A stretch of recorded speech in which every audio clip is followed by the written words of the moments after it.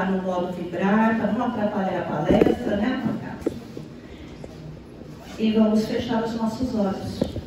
Vamos agora, nesse momento, elevar nosso pensamento à espiritualidade maior, agradecendo ao nosso Pai por esse dia que já nos proporcionou, estamos todos aqui bem.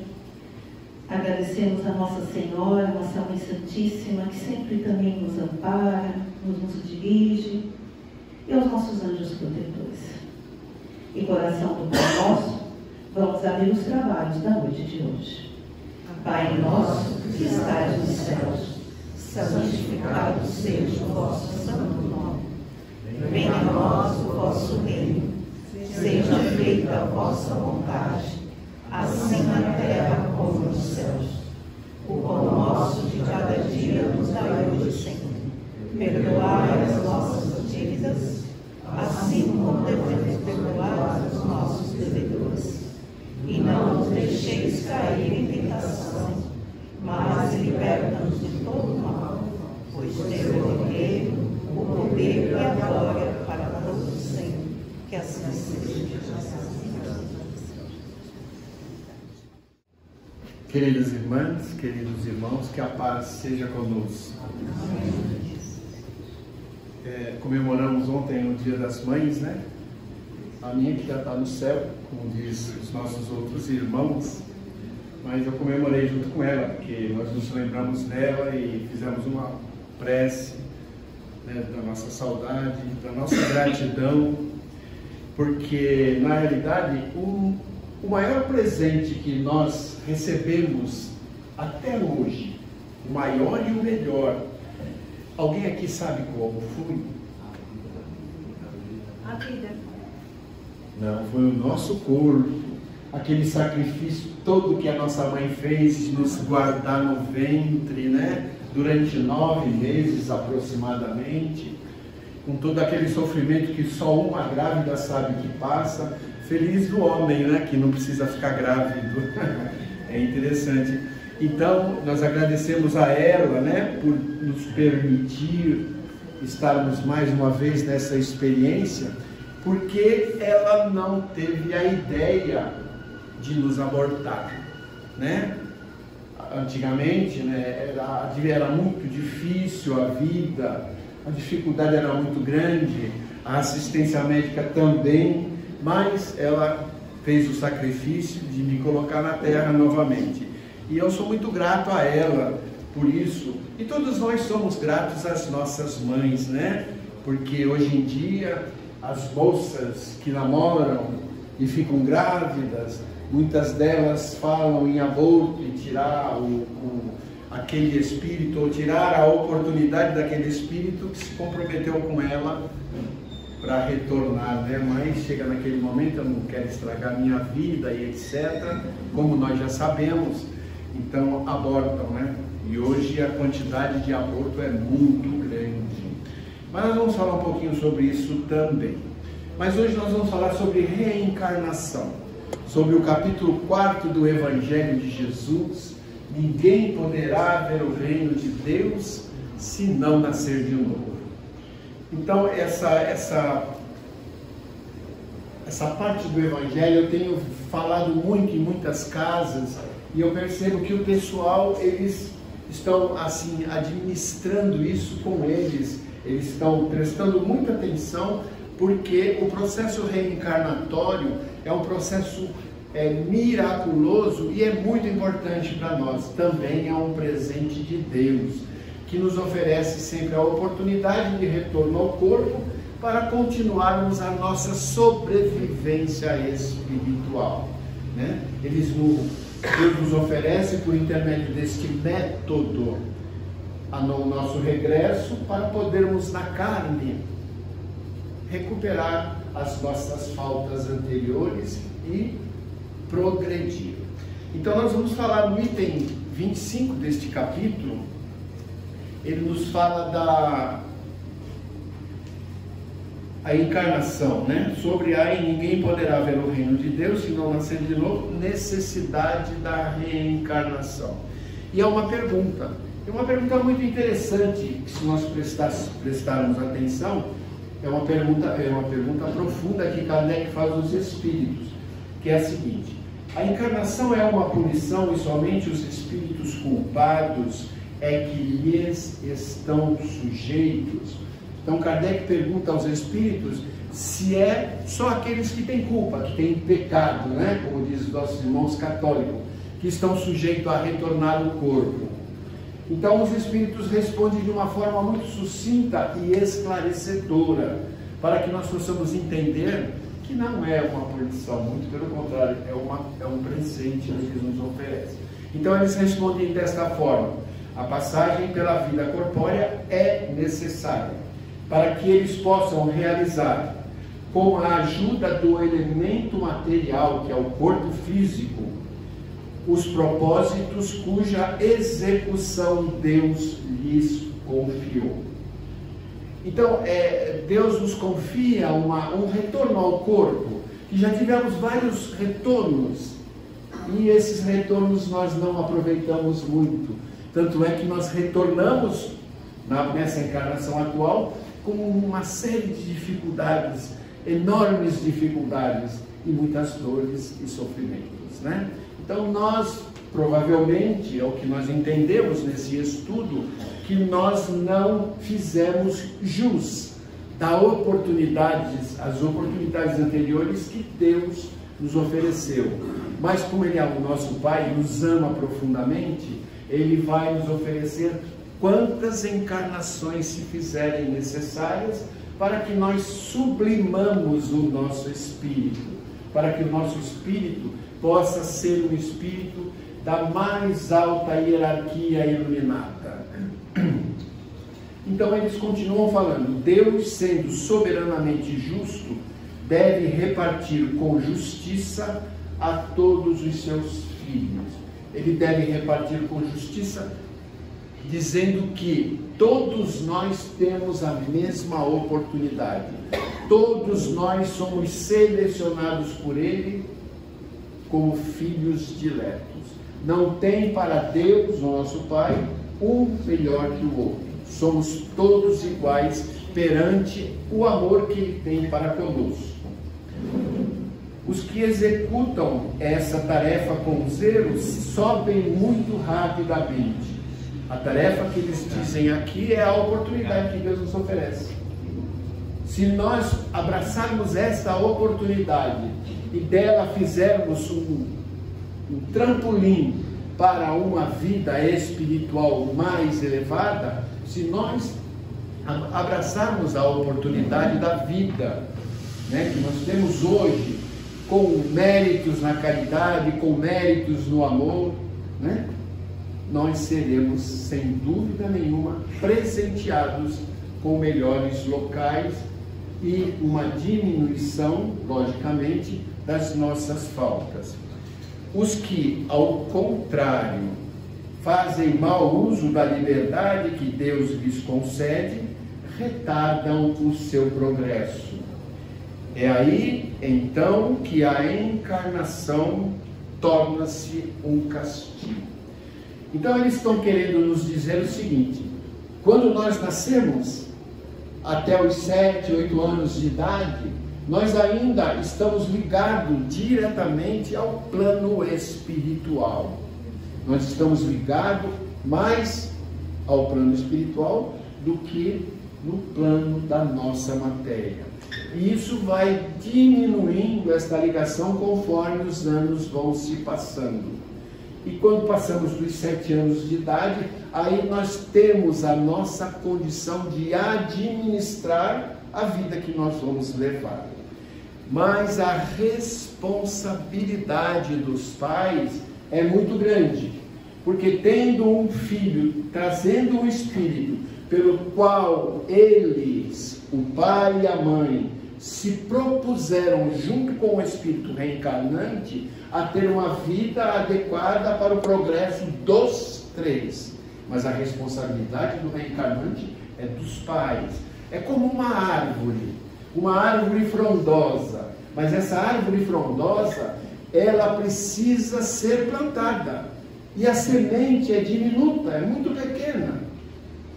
E nós precisamos regá-la gradativamente para que ela possa iniciar o seu crescimento de uma forma equilibrada e sadia. Então, regamos esta semente, ela vai prosperar, começando a uma pequenina árvore, ao qual às vezes ela até precisa de um apoio para não pender para um lado nem para o outro. Então nós colocamos aquele apoio, aquele sustentáculo e a amarramos para que ela possa se fortalecer e depois não depender desse sustentáculo, desta vara, vamos dizer assim. Então ela vai crescer forte e sadia. Isso são os nossos filhos. Nós precisamos regá-los com as nossas oportunidades que temos de demonstrar a eles que têm que ser como nós. Exemplos, principalmente, é o regador. Os nossos exemplos dignificantes é o regador desta semente, que são os nossos filhos, para que eles sejam iguais ou melhor que nós, para que eles deem frutos melhores e possam simplesmente serem criaturas do bem. Então nós precisamos, nós os pais, veja a importância da família, do pai e da mãe. Por isso que está no Evangelho de Santo Agostinho, aqui no nosso Evangelho ele transmite: Deus irá te cobrar quando voltares ao plano espiritual o que fizestes dos espíritos a ti confiados. Então não tem desculpa para ele. Nós vamos ter que dar a nossa versão. Eu não pude por causa disso, não pude por causa daquilo, por isso que infelizmente meu filho se desviou. Não, a culpa é do pai e da mãe. Não tem por onde correr. Então a nossa preocupação é essa, é adubar aquele espírito que chegou há pouco tempo e ainda não tem direcionamento na vida. Então esse direcionamento se faz necessário pelos pais, pelos avós, pelos tios e assim sucessivamente, porque a responsabilidade, se houver um grande desvio, é nossa, sem dúvida nenhuma. Então nós vamos falar sobre reencarnação, como nós falamos, né? Então são 3 tipos de reencarnações, as quais nós elaboramos um tema aqui para poder ser sucinto e não levar muito tempo para explicar. Então nós temos 3 tipos de encarnação.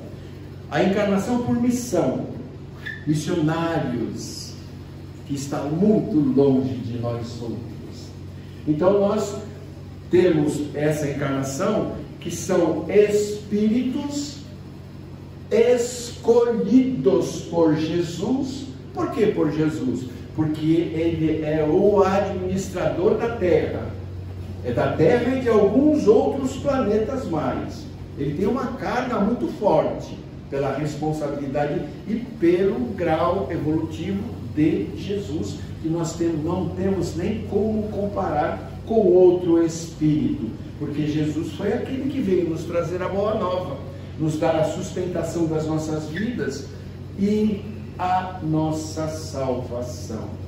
Então Jesus convoca esses missionários para que eles possam vir à Terra ou em outro planeta da sua supervisão, trazer-nos exemplos, porque nós ainda somos as sementes e esses espíritos missionários são os responsáveis pelo nosso progresso, pelo nosso crescimento. Então eles vêm até nós nos dar exemplos de dignidade, de moral, de honestidade, de humildade também, para que nós possamos vê-los e tê-los como uma criatura que devemos seguir.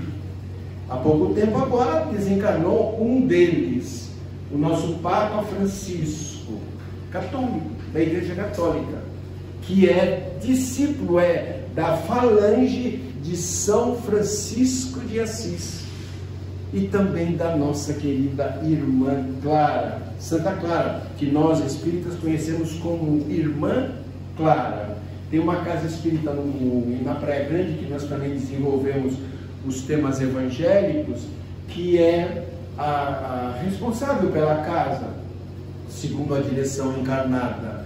E quando nós chegamos naquela casa, é muito interessante. Por quê? Porque parece que ela nos acolhe na porta. E nós entramos numa vibração tão boa naquela casa, uma casa muito pequena.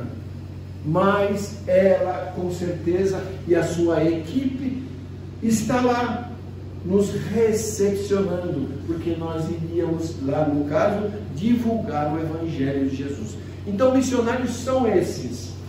Não vamos nos esquecer, sem dúvida nenhuma, de Francisco Cândido Xavier, lógico. Né? Esse a gente não pode esquecer um dia da nossa vida, porque ele foi o nosso ícone. O maior exemplo da doutrina espírita foi ele. Não tem ninguém na doutrina que se compare a Francisco Cândido Xavier. Por quê? Boa pergunta, né? Porque o Chico é o Chico, aquele. Não é idolatria, não.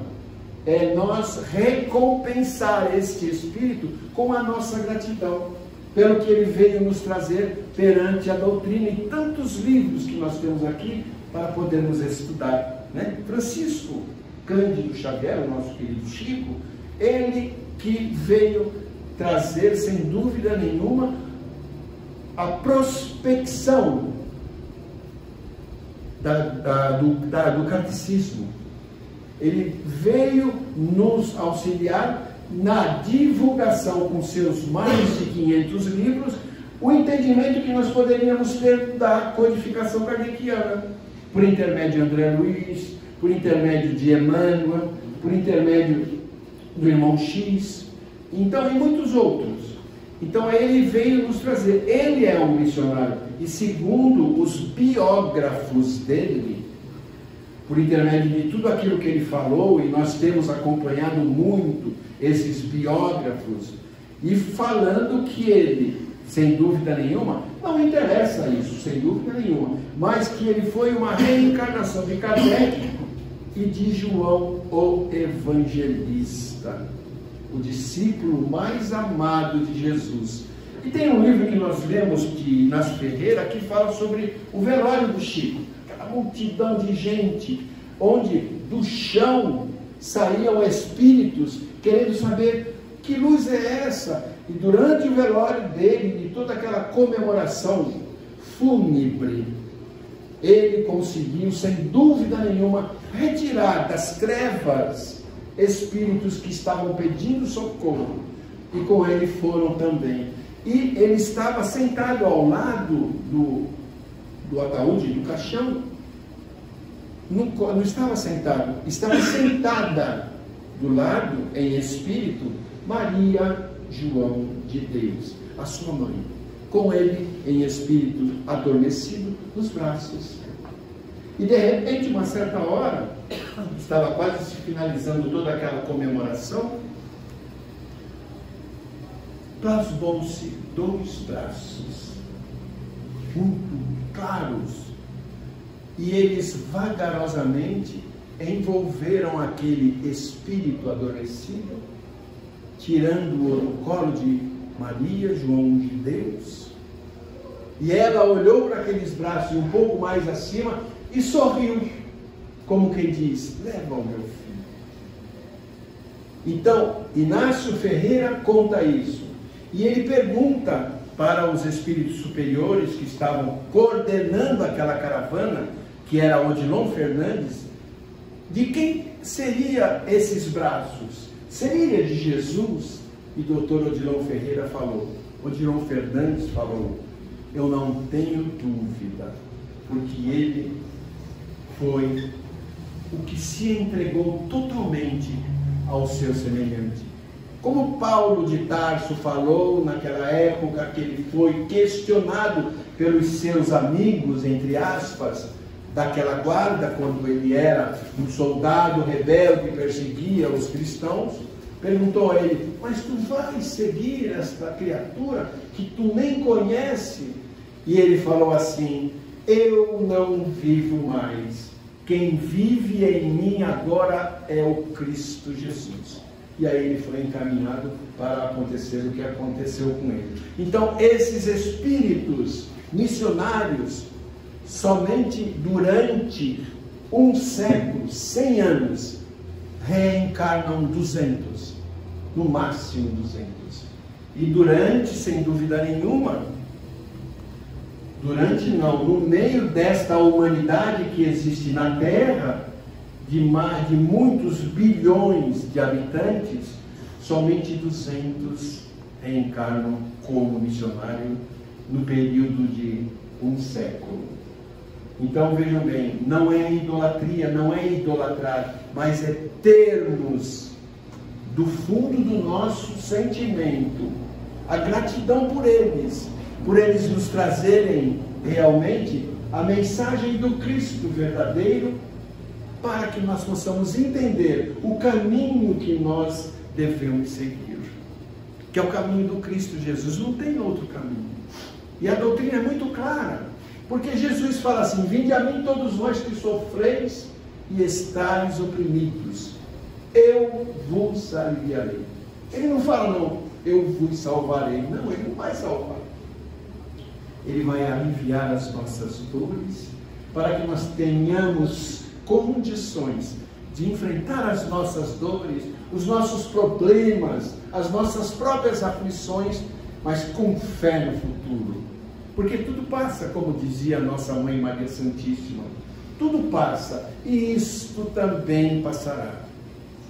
Esta é a condição que Jesus nos oferece, que Ele não veio nos tirar do buraco, Ele veio jogar-nos a corda, para que nós possamos, por intermédio dela, que é o seu Evangelho, sairmos do buraco e prosseguirmos no caminho em direção à luz. Então, os missionários são esses nossos irmãos que vêm nos trazer a verdade, os exemplos.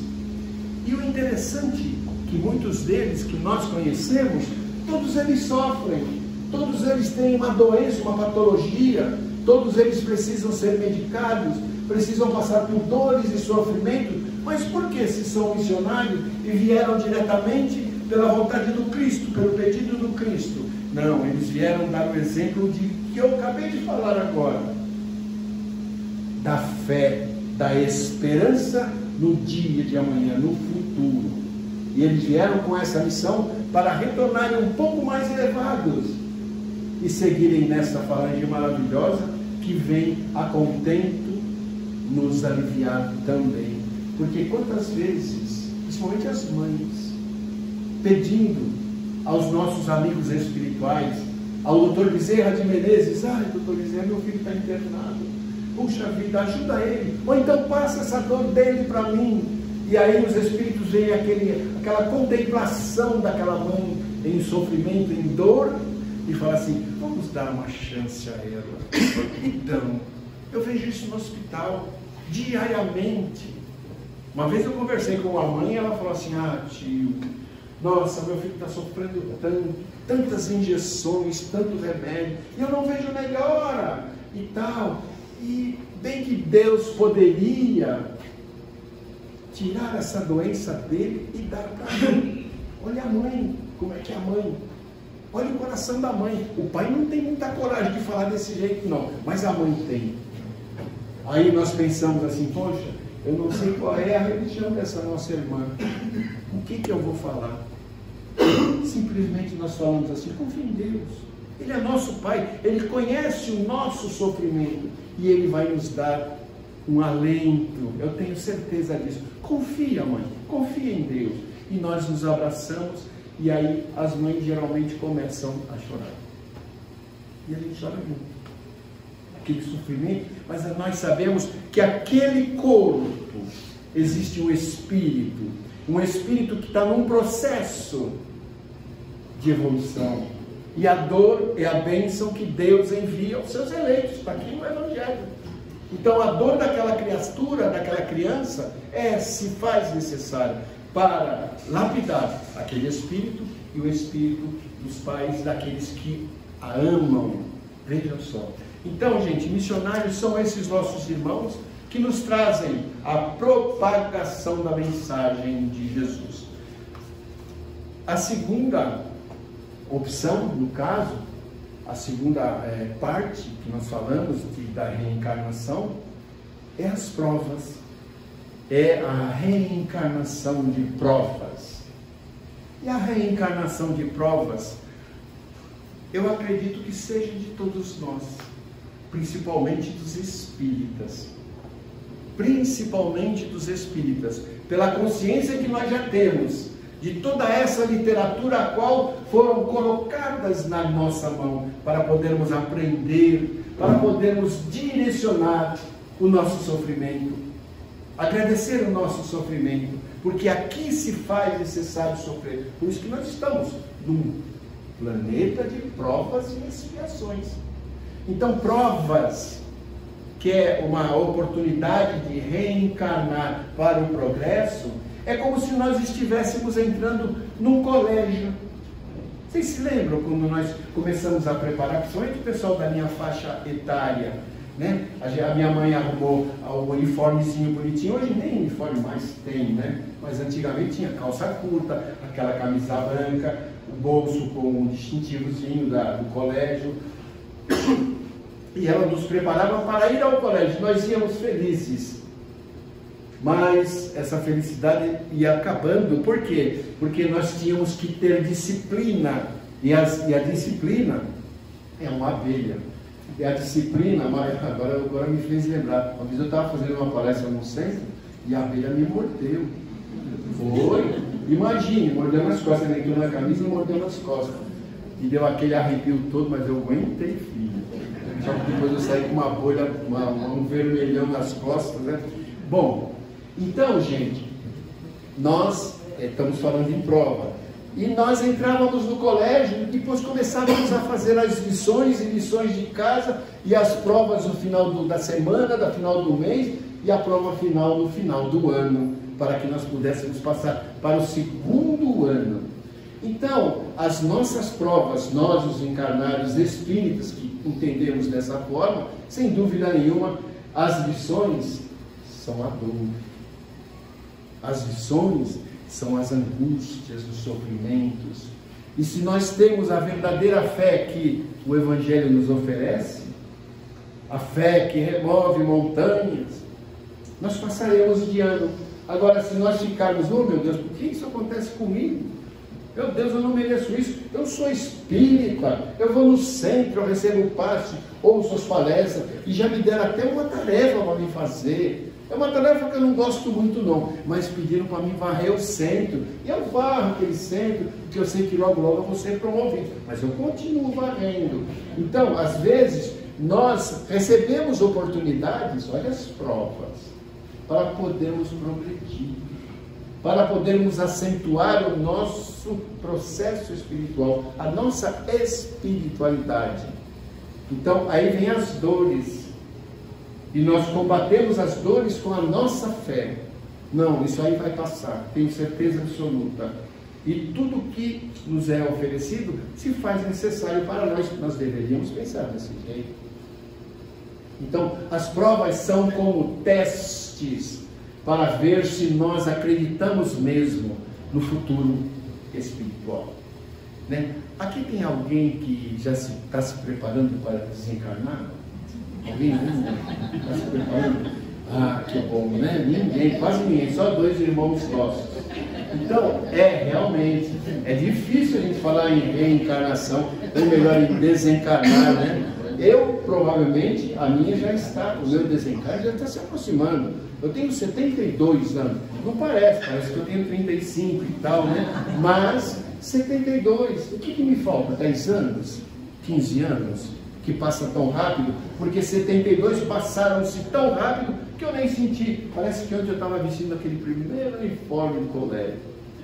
Agora eu já estou aqui falando de Jesus, do Evangelho, cabelo branco e tal. Mas este preparo para reencarnar seria também o abraçar das nossas provas, aceitar a dor, o nosso sofrimento, como um teste para nós acreditarmos e para dizer aos nossos maiores que nós já estamos preparados para assumir cargos superiores.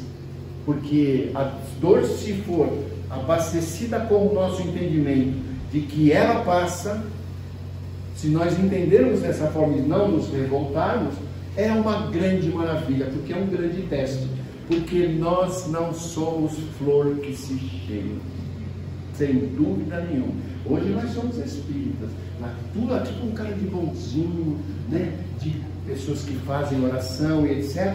Mas hoje, graças a Deus, já despertamos. Porque ontem nós éramos degoladores.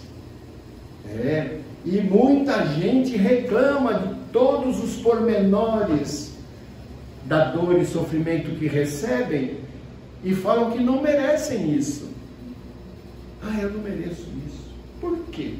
Aí a gente às vezes no hospital fala assim, não fale por que está acontecendo isso comigo. Fale assim, para que, Jesus, tu me destes esta condição de tanto sofrimento, de tanta dor? Por quê? Para quê? Aí sim a resposta vem.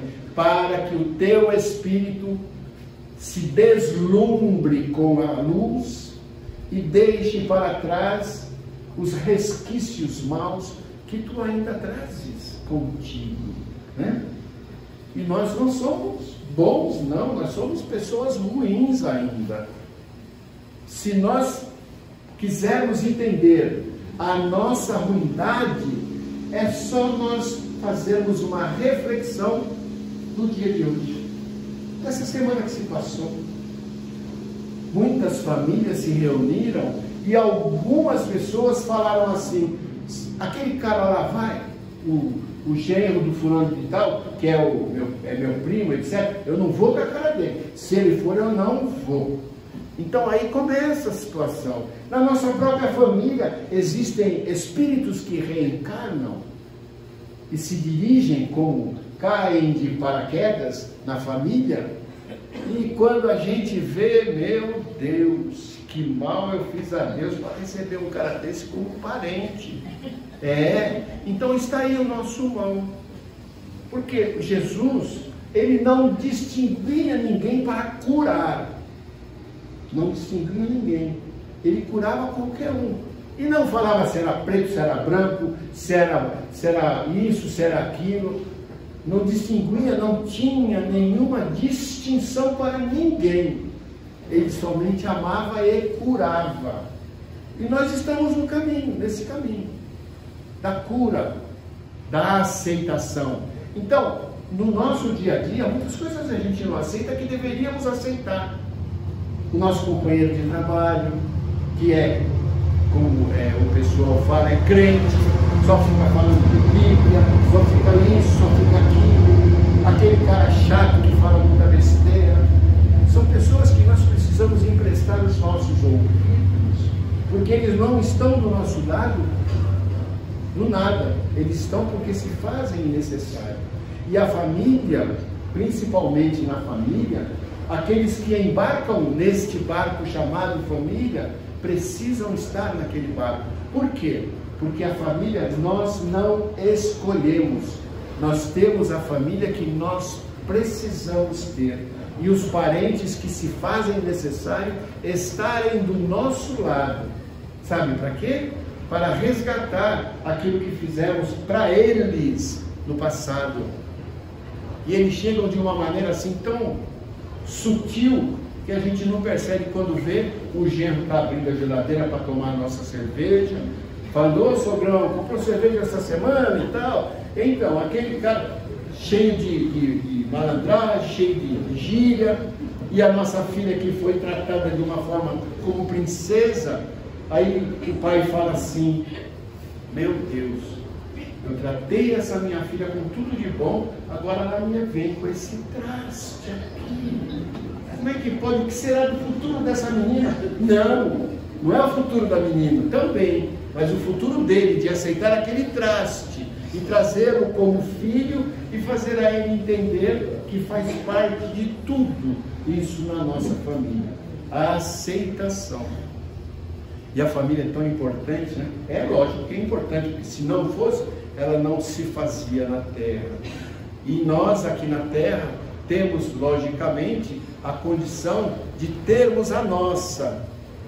E precisamos lapidar a nossa família, porque às vezes há umas divergências de pensamento, às vezes até de religião, de gênios, inimigos caem conosco. Os nossos maiores adversários estão na nossa família. O Evangelho diz isso, nesse capítulo. Nesse capítulo, o Evangelho fala da condição que os espíritos reencarnam sempre juntos, sempre na mesma comunidade e principalmente na família. Qual é a única e exclusiva finalidade? A reconciliação. Esta é a finalidade desses nossos irmãos que chegam até nós, de repente, sem dizer dá licença nem nada. Qual é a finalidade? Eles vêm querer cobrar aquilo que nós estamos devendo a eles. Não é porque morreu, acabou tudo, não. As dívidas, os pensamentos, as intolerâncias, elas continuam com o Espírito. E a busca é incessante para que eu quero o que tu me tirou. Eu quero aquilo que tu me fez. Eu quero fazer-te o que tu me fez. Então, vejam a importância da nossa tolerância. Nós precisamos ser tolerantes sempre com a esposa, com o marido, com a mãe, com o pai. Hoje muita gente não tem paciência com os pais. É tão importante os pais, como eu disse, eles nos deram esse grande presente que é o corpo físico. E nós, quando eles ficam mais idosos, a maioria dos filhos não tem a tolerância que eles tiveram conosco, quando na tenridade nós adoecíamos, a preocupação de ficar a noite toda acordado para dar remédio de hora em hora, e assim vai.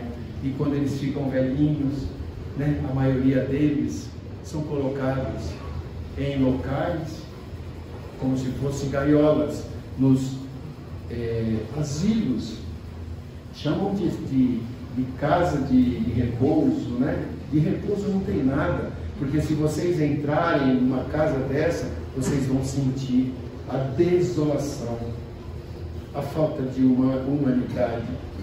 Eu coloquei a minha mãe numa casa de repouso quando a pandemia começou, mas porque a sua geriatra pediu para que colocasse ela lá, para que ela ficasse isolada totalmente da cuidadora, de nós outros que saíamos também, porque lá não entrava ninguém e não saía.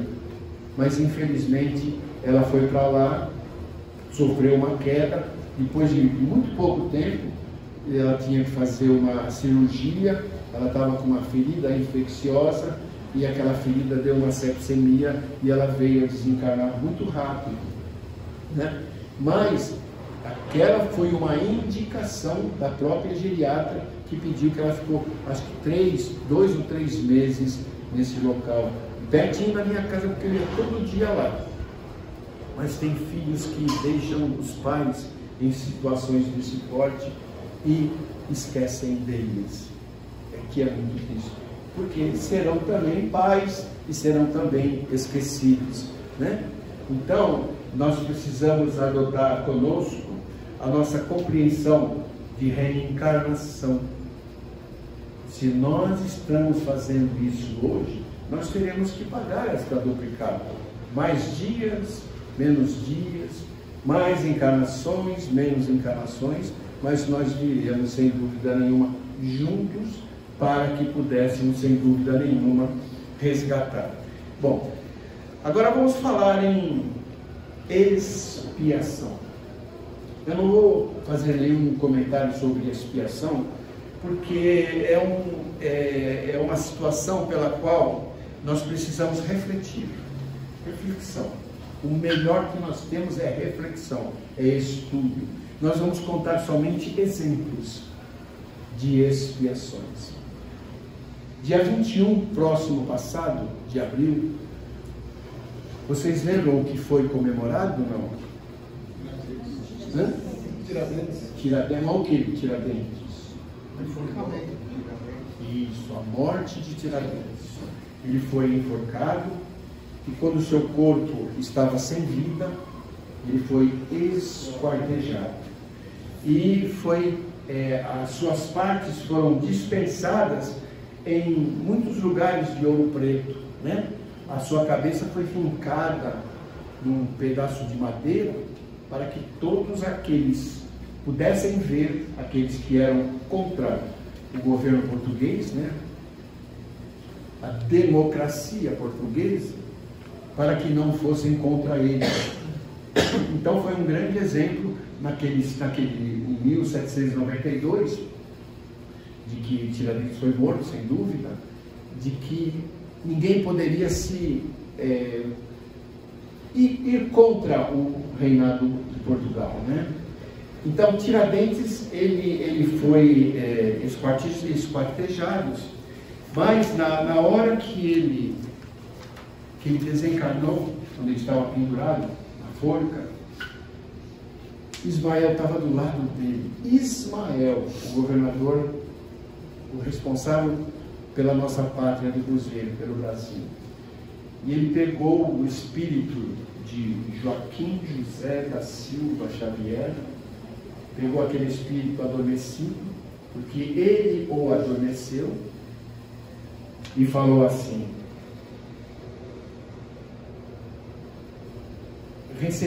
Ismael recebia em seus braços carinhosos e fraternais a alma edificada de mártir, dizendo, olha o que Ismael falou: irmão querido, resgatas hoje os delitos cruéis que cometestes quando te ocupavas do nefando mister de inquisitor nos tempos passados. Perceberam? Ele resgatou com tudo que tinha direito o que ele fez na época da Inquisição, na Espanha, Portugal e etc. O que é Inquisição, para quem não sabe? O inquisitor era o padre, o frei, eu não sei direito, que a pessoa que apresentava algo contra a Igreja Católica na época era tido como herege. Herege é aqueles que não aceitam as ordens, os ditames da religião presente. E infelizmente todos eles eram condenados, muitos à fogueira. E eles faziam isso com gosto. Na época, sem dúvida nenhuma, que ainda não existia a doutrina espírita na Terra, eles faziam isso como se estivessem extirpando da terra e do corpo um espírito voltado para o lado mal da espiritualidade. Mas não era isso. Então, quem foi que traiu Tiradentes? Alguém sabe? A gente esquece, né? Porque faz muito tempo que nós passamos da escola. Joaquim Silvério dos Reis. Ele traiu Tiradentes para a corte, dizendo, delatou toda a inconfidência, toda aquela equipe que estava tramando contra a corte, contra o rei, etc. Mas desencarnou também com esta dívida ingrata. E ele reencarnou no século XX. Sabe como? Ou melhor, com o nome de quem? Tancredo Neves. Vejam só, isso está nos livros, né? Reencarnou como Tancredo Neves. Só que Joaquim Silvério dos Reis era contra a inconfidência. Ele fazia parte, mas ele não queria saber da liberdade que o Brasil precisaria ter, né? Da dispensação dos portugueses para lá e o brasileiro para cá, e assim vai. Então ele reencarnou como Tancredo Neves. E como que chegou-se à conclusão de que ele foi a reencarnação de Tancredo Neves? Então nós tivemos a curiosidade de ter aqui Isso está nos livros, tá, gente? Se vocês quiserem essa história, tem Confidências de um Inconfidente e Brasil, Coração do Mundo e Pátria do Evangelho, também tem muitos detalhes. Então, Tiradentes e Tancredo nasceram em São João del Rei, na mesma cidade. Morreram na mesma data, 21 de abril. Ambos órfãos de pai na infância, tudo equiparado. Tancredo residiu em São João del Rei, na rua Tiradentes, número 224, onde está a estátua de Tiradentes. A expressão Nova República, lançada por Tancredo, foi usada por Tiradentes quando foi acareado por Alvarenga Peixoto na Fortaleza das Cobras. Ambos deram as suas vidas pela liberdade, pelo ideal da pátria. Tiradentes, Marte da Inconfidência, Tancredo, Martes da República. Tancredo Neves, agora vejam a comparação. Tancredo Neves fez 9 cirurgias. Ele foi retalhado, logicamente, pelo bisturi do profissional da área de saúde, do médico. Mas não teve jeito. Ele foi asfixiado, tanto é que ele morreu traqueostomizado, aquela peça que vai colocada na garganta para se facilitar a respiração do paciente. Tiradentes foi enforcado e morreu asfixiado também. Então vejam a coincidência. Então, gente, expiação é isso. Fez, paga. Qualquer que seja o delito, nós responderemos de uma forma ou de outra, mas responderemos. Mas com uma atenuante. Se os delitos que nós cometemos nesta vida ou em épocas passadas, e nós sabemos pelas nossas tendências inferiores que ainda trazemos, nós podemos amenizá-los. E é tão fácil amenizar os nossos pormenores do pretérito ao qual fizemos mal, prejudicamos, enfim, causamos. Sabe como?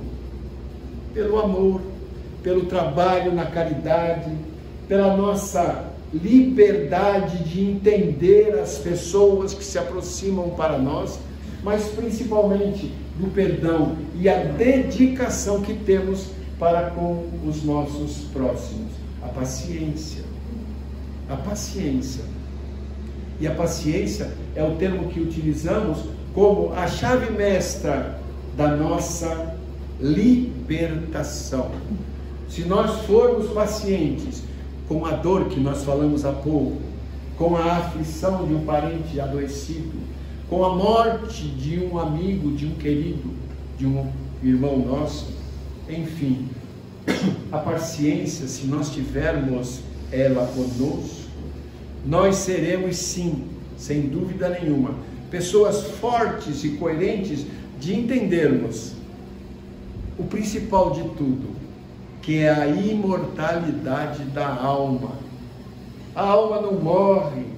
E nós passamos aqui todos esses capítulos, vamos dizer assim, de nossas vidas, tão difíceis, mas que faz parte da nossa progressão espiritual. Então o processo se faz. Todos nós temos que arcar com as nossas dívidas. Todos nós temos que arcar com as nossas imperfeições, procurando sempre dominá-las e deixá-las para trás. Porque é como aquela historinha que a morte vai buscar o seu João da Silva. E a morte chega na casa do seu João da Silva, uma casa simples e formosa, bate a porta, a esposa do seu João da Silva atende a morte. O João está, eu vim buscá-lo. Olha, ele não está aqui, mas ele está naquela outra casa ali na frente, dando sopa para os pobres. Aí a morte fala, então avisa ele que logo, logo eu voltarei. Então vamos dar sopa aos pobres. Mas não é dar sopa, literalmente falando. Essa sopa é o amor ao próximo, é o entendimento ao próximo, é a nossa solidariedade para com que aquele que vem até nós reclamar da vida, falar da sua doença, da sua derrota, reclamar dos filhos, da família e etc. É aquele que nós temos que dar os nossos ouvidos para ouvi-los. E quem sabe até uma palavra de conforto, uma palavra amiga. Tenha paciência, tudo isso vai passar. Essa é a nossa principal oportunidade que temos de fazer crescer em nós esta luz que está tão ofuscada pelas nossas imperfeições ainda. Então, deixemos as nossas imperfeições de lado. Façamos como Paulo fez e falou: eu não vivo mais. Quem vive em mim é Jesus. Por falar em reencarnação, alguém tem alguma pergunta para fazer sobre esse tema?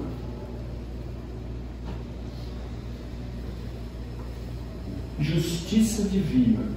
Esse livro aqui é uma continuação do livro Céu e Inferno de Kardec, né?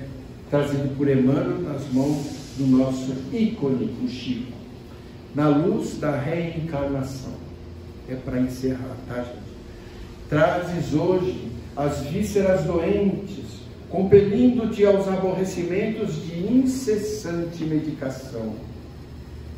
Elas, porém, se fizeram assim à força de suportarem ontem os teus próprios abusos no veneno da mesa. Estava se falando aqui da feijoada, não estava? Hoje no início? Cuidado, hein, gente? Feijoada está com fígado. A feijoada, mas comprem que vale a pena, mas comam com moderação. Porque na feijoada vem a caipirinha, depois vem aquela cervejinha bem gelada, que dá até água na boca, e assim vai. Então, com moderação. Trazes hoje o corpo mutilado, obrigando-te a momentos de sacrifício. Tens, no entanto, o carro físico, deste modo, por lhe haveres gasto ontem este ou aquele recurso em corridas à delinquência. Não precisa explicar nada, né? Precisa.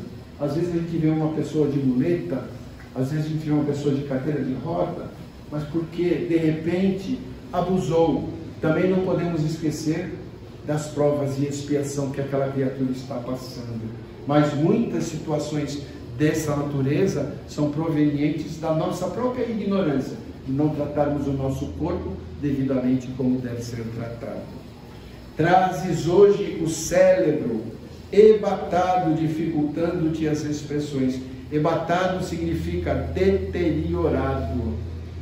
Mas isso acontece porque ontem mergulhavas a própria cabeça em clima de trevas.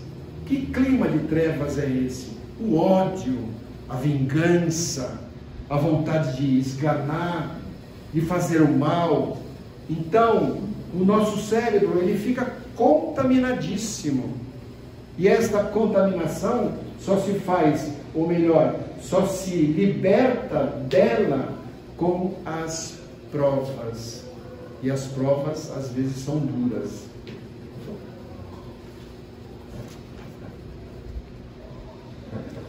Trazes hoje a carência material por sentinela de cada dia. Prestem atenção, gente. Essa aí a gente até pode imaginar. Veja só. Trazes hoje a carência material por sentinela de cada dia. Contudo, ontem atolavas o coração no supérfluo, articulando com o pranto dos infelizes. Às vezes a gente vê uma criatura, como tem uma história do Raul Teixeira, que eu acho que eu já contei aqui, as pessoas mexendo nos lixos do restaurante para se alimentarem. Muitas delas fazem isso. Andam maltrapilhas, não têm roupa, sem higiene nenhuma. Por quê? Porque Deus é tão ruim assim? Não. Deus está permitindo o resgate, como nas expiações que nós falamos. E essas criaturas são aquelas criaturas que se apropriaram do bem alheio para benefício próprio. como nós estamos vendo na mídia hoje, mas eles vão responder, sem dúvida nenhuma. Essa é a nossa vingança, vai responder tudo. Quem roubou vai ter que pagar, de uma forma ou de outra. Vingança não, que é uma palavra muito feia, né? Mas castigo, vamos dizer castigo. Trazes hoje na própria casa a presença de certos familiares que te acompanham à feição de verdugos. Na sua família, os verdugos, aqueles que nós falamos que caiu de paraquedas para nos cobrarem. Entretanto, são eles credores de ontem, que surgem no tempo pedindo-te contas. Ah, você me roubou na outra encarnação, mas eu vou querer ressarcir o que me roubou com juros e correção. Aí vem na nossa família, cobrando-nos, sem dúvida nenhuma, sem saber por quê e para quê, mas nos cobram porque nós fizemos assim no nosso passado.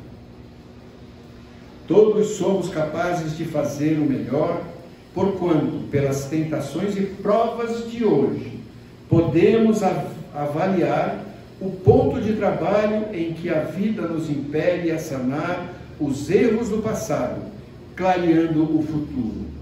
Perfeição é a nossa meta. Reencarnação é o nosso caminho, é o nosso instrumento.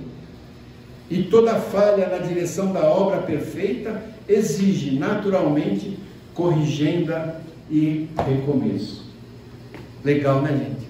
A gente estudar sobre isso e sabermos que o que nós passamos, às vezes, é pouco pelo que nós fizemos. Mas com os nossos recursos evangélicos, nós temos a condição de aquilo que fizemos serem traduzidos ou transformados em trabalho para recuperarmos tudo aquilo que fizemos de mal por intermédio do amor e da caridade. Por isso que Jesus nos falou: fora da caridade não há salvação. Que Deus nos abençoe.